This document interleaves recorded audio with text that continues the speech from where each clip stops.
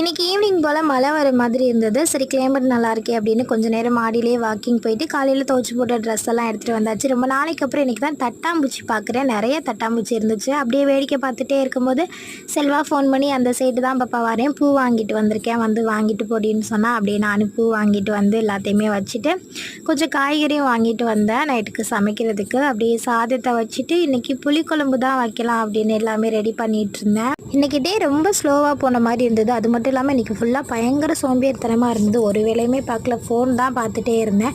2 நாளாக left side கண்ணு வலிச்சிட்டே இருக்குது. கண்ணு வலி வரப்போதான்னு வேற பயமாக இருக்குது. எல்லாமே சமைச்சு முடிச்சுட்டு பாப்பாக்காக தான் வெயிட் பண்ணேன். பாப்பா ஒரு 8:30 போல் ஃபோன் பண்ணி வர டைம் ஆகும் அப்படின்னு சொன்னால் அதோட நானே சாப்பிட்டாச்சு. செல்வா பாதாம் வாங்கிட்டு வந்து 1 வீக் ஆயிடுச்சு, இன்னும் ஊற வச்சு சாப்பிடவே இல்லை. இதுக்கு மேலே வச்சுருந்தா செல்வா திட்டிடுவான் அப்படின்னு எனக்கும் செல்வாக்கு மட்டும் ஊற வச்சுட்டு செல்வாக்கு அப்படியே சாப்பாடெலாம் எடுத்து வச்சுட்டு லைட்டாக கிச்சனை க்ளீன் பண்ணிட்டு மாடியில் வாக்கிங் போயிட்டு தூங்க வேண்டியதான். வீடியோ பிடிச்சிருந்தா லைக் பண்ணுங்கள். பாய்.